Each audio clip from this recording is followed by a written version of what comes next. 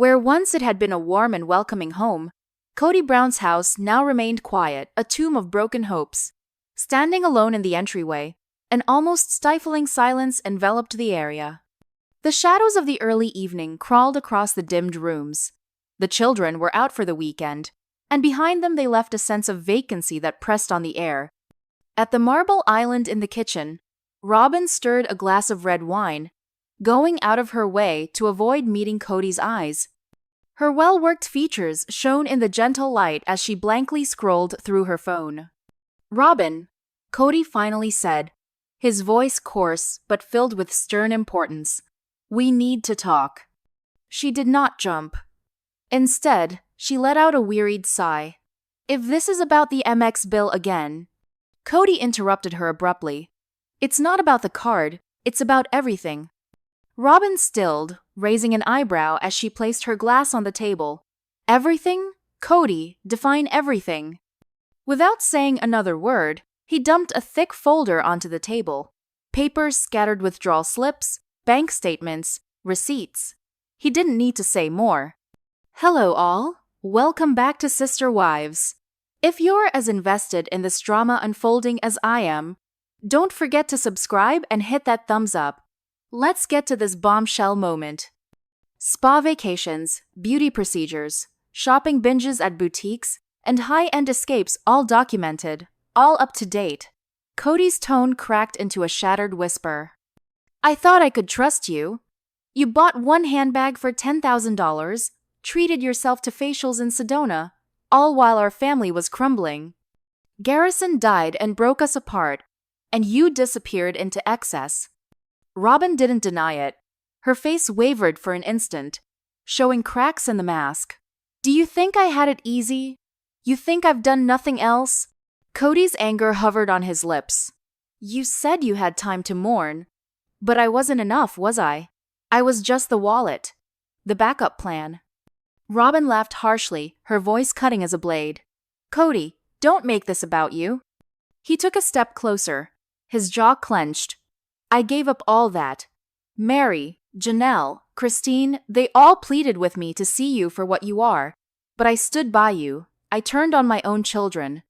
"For what?" Robin's eyes went cold. "You wanted a faithful wife. You got one." "No!" Kody yelled, his voice breaking. "I got a strategist who manipulated me like a game. You never did love me. You just loved what I was able to do for you." For the first time, Robin didn't protest. She walked away, her footsteps quiet as she climbed the stairs. Hours later, Kody sat by himself in the dark living room, tormented by ghosts of the past. The red flags he had earlier on ignored now shrieked like sirens. He recalled it all: Robin spending family money to bail out her struggling jewelry business in 2014, her refusal to sell that huge Flagstaff house as her debt mounted, and her strict health protocol during the pandemic that isolated him from not only his other wives but also his children. The memories sting. Christine slipping away quietly after losing hope in the man she believed she knew. Janelle's desperate voice, urging him to wake up and see. Gabriel's broken heart in silence when Kody forgot his birthday. The bedroom above, where Robin packed her things with mechanical precision, no tears this time.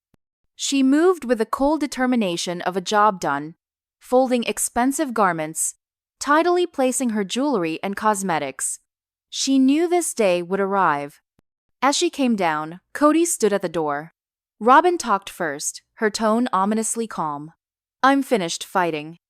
"I'm not fighting you," Kody said, matter-of-factly. "Good," she snapped. "Because I'm finished enabling you." "You'll regret it someday," she continued, her sneer cold. "You'll realize you had someone who waited when nobody else would."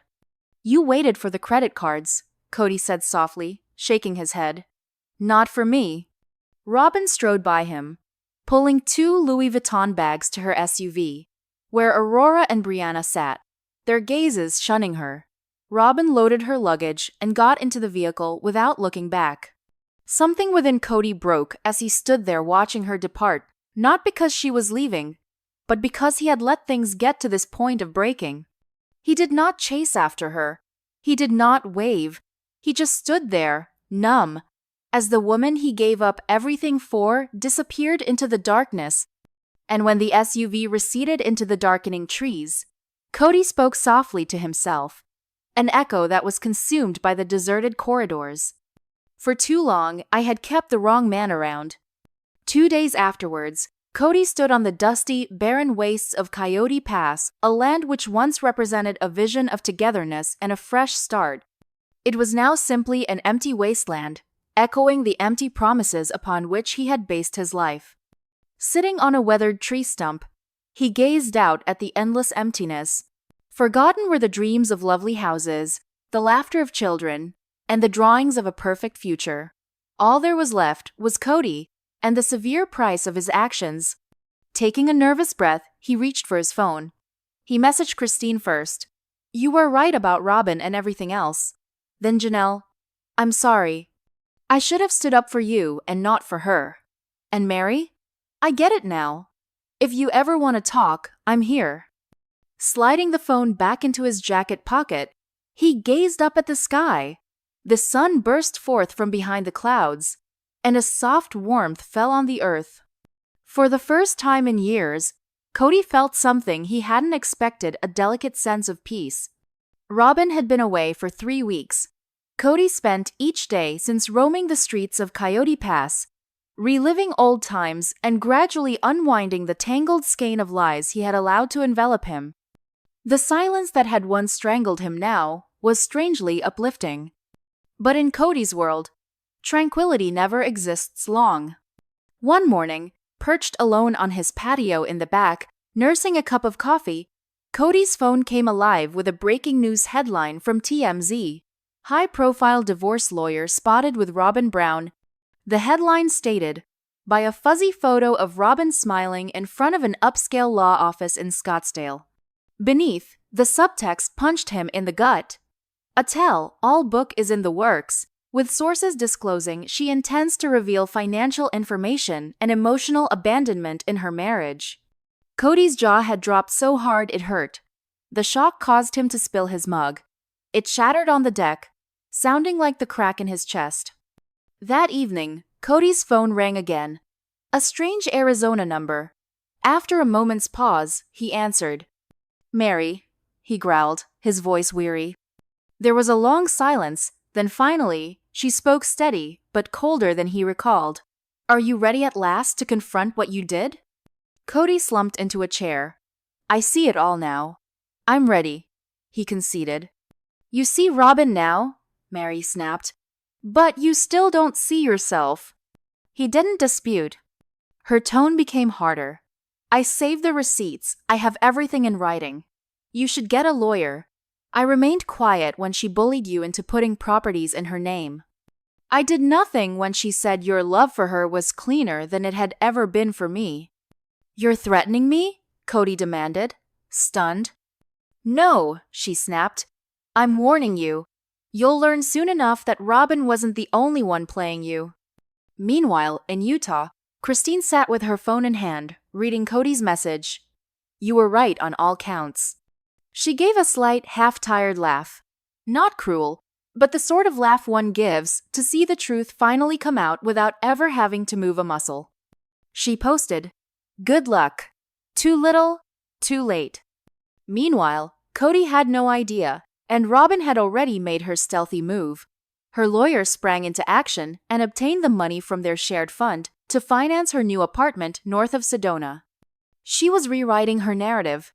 In her personal diary, which she already shared with ghostwriters, she portrayed herself as one who had been manipulated, lied to, and emotionally abandoned after having devoted her prime years to a crumbling polygamous dream. The title of her new book was eerily explicit, Sister No More. In a televised interview conducted with her attorney, Robin accused Kody of emotionally deserting her following Garrison's passing, confining her to her home throughout the pandemic and refusing treatment. Speculations even went so far as suggesting she would charge him with domestic compulsion, an ambiguous enough charge to influence public sentiment without requiring hard proof. Her attorney was blunt. They would make it public unless Kody settled for a complete monetary settlement and relinquished all claims to the Coyote Pass property. At the Flagstaff Law Office, Kody's attorney pushed a document across the table with a tired sigh. "Half of whatever's left is already in her name," she said. Kody gazed at the paper in stunned silence. His mouth opened in shock as the truth came crashing down on him. It had all been planned out when the real estate deals were being made for the Flagstaff house. He hardly remembered signing the documents or establishing the trust. "She's been plotting this for years," he grumbled in shock. "She plotted every part of this." His attorney did not dispute this. She merely spoke softly, adding, "Meri's lawyer has put in a motion to reopen the LLCs through which the family properties were bought. She's claiming you committed financial fraud against her." Freaking out, Kody phoned Janelle in a last-ditch attempt at some reassurance. Her tone was surprisingly calm, neither cruel nor nice. "You did not listen when I told you she was bleeding you dry," Janelle instructed. "I've lost it all," Kody admitted. "The wives, the kids, the money, the land, the house." "You didn't lose it," Janelle replied flatly. "You gave it away." A few days later, Kody found a padded envelope waiting in his mailbox. Inside was a manila folder stuffed with legal agreements, property deeds, trust documents, bank transfers, all of them redirecting assets to Robin's advantage, each one bearing his signature. Atop it lay a solitary handwritten message in beautiful calligraphy. "Have fun explaining this on camera. You were always too easy to control." Trembling, Kody fell into his truck. It wasn't merely a divorce, it was an utter destruction. And worst of all, he had constructed the very thing she would use against him and delivered it to her himself. In a last act of capitulation, Kody drove out to Coyote Pass. He pulled up in the middle of the land that no longer lawfully belonged to him, kicking up dust in the dying light. The earth around him was red and gold under the setting sun. He was by himself. No cameras, no wives, no children, no empire, just a man alone with the rubble of his ego. Into the dying wind, he whispered, "I thought I was in charge. I thought she cared." But the wind gave no answer. There was silence. The following morning, Kody awoke to his phone ringing incessantly. Voicemails from TLC producers, missed calls, and messages from former friends stacked up. Then the initial bombshell interview appeared. A 30-minute exclusive with Robin. She sat bathed in warm lighting, soft music drifting behind her, wiping at her tears with a tissue. "He swore to take care of me," she whispered, shaking. "But he only looked after the dream, not me." Social media was blown apart as clips from Robin's forthcoming memoirs spread across the internet. She wrote, "The gaslighting persisted until the funds were depleted and the trophy lost its luster. I was treated like a trophy on show. Soulmates don't leave you feeling disposable." She portrayed herself as the last faithful wife, the most loyal, and the most betrayed. Christine and Janelle were described as women who deserted their duties, while she argued that Meri never stood by her emotionally. Kody sat at his kitchen table, looking at the pages in shock. But the biggest hit came in Chapter 9. Robin accused Kody of coercing her into a post-nuptial agreement and then withdrawing it for his own safety. When she brought out copies genuine or fabricated, the public listened to her. In days, TLC made a statement. "Due to recent developments, we are reassessing the future of Sister Wives. Production has been suspended indefinitely." The cameras were shut down. The show ended. The network disassociated itself from Kody, who had previously been depicted as a self-assured patriarch, but was now seen as an erratic, controlling ex-husband who had lost his life entirely. And then Meri came forward. She appeared on The View looking calm with immaculate hair, and she answered in perfect clarity without hesitation. "I invested my wealth so Kody could start this family," she started off, "and I kept quiet for more than a decade. But now the world must understand that I was the person financially maintaining portions of those early seasons." The host stared in disbelief as Meri held up papers. "This is a signed contract," she clarified. "Kody borrowed more than $80,000 from me to purchase land in Utah and subsequently Flagstaff. He agreed to repay me. She slid another piece of paper across the table and finished. He never did. The internet went into a frenzy. Christine and Janelle discreetly liked the clips on Instagram, adding fuel to an already blazing fire. While TikTok exploded with breakdowns of Meri's confessions and her newfound global popularity soared, the tide had officially turned against Kody. Then came the subpoena. On a rainy afternoon in Flagstaff, a woman in a dark suit stepped out of a white SUV and walked up Kody's driveway. Calmly, she handed him a manila envelope and said, "You've been served, Kody Brown." Within, the government insisted on a complete audit of all businesses Kody had initiated over the last 15 years: LLCs, joint ventures, land trusts, TLC income, and all property deals. The charges were serious: financial impropriety, backdated asset transfers, and falsified documents employed to keep his wives from inheriting property. Janelle's name was on the list of witnesses. Meri had sworn an affidavit. Christine had given evidence. And Robin? Robin had simply clammed up. Kody sat by himself on his porch, the rain soaking the wooden boards he sat on. He didn't even recognize the house anymore. The phone rang. It was Solomon. "Dad, why is Mom on television saying you hurt her?" the boy whispered. Kody parted his lips to reply, but only silence followed. The great Brown clan had disintegrated into a cacophony of ex-wives, legal accusations, and shattered ties. Now even his children were beginning to doubt everything. In his last act, Kody went back to Coyote Pass. There were no stakes driven in the sand, no sketched maps, no optimistic dreams, only dry desert air and the ruins of his dreams. He strode into the middle of the earth and let the subpoena fall to the ground. No wives, no cameras, no happily ever after. There were only the lies that once constructed his kingdom, now serving as the very foundation of his ruin. With the open sky in front of him, he whispered, "I was supposed to be the leader. I was supposed to have power, but I was just the distraction."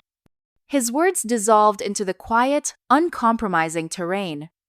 Robin's tell-all tome, Sister No More, meanwhile, sold more than 500,000 copies within 2 weeks, sweeping across headlines, TikTok chatter, and YouTube analysis. She promptly withdrew from public view, her lawyer said. Kody Brown's name no longer stood for polygamy. Rather, it was now associated with delusion, deception, and the collapse of an insecure patriarch. But Christine and Janelle were primed for something new. Seated across from each other in a Salt Lake City studio, with iced coffees in hand and smiles on their faces, they talked about a new chapter. A prominent streaming service had approached them with a multi-episode series called Rebuilding Sisterhood. This would not be a reaction to Robin's story. It would be theirs, a survival saga, betrayal, and finally, healing. When they filmed their first confessional, Christine spoke to the camera and said, "When we left Kody, we thought that was the end of the story. Turns out, it was just the beginning." Janelle continued, "We were always told we were too demanding, too emotional, too strong-willed. But really, he was afraid of our independence." "Will you respond to Robin's accusations?" asked producers. Christine smiled. "Oh, we'll address it all. Not with tears, but with facts."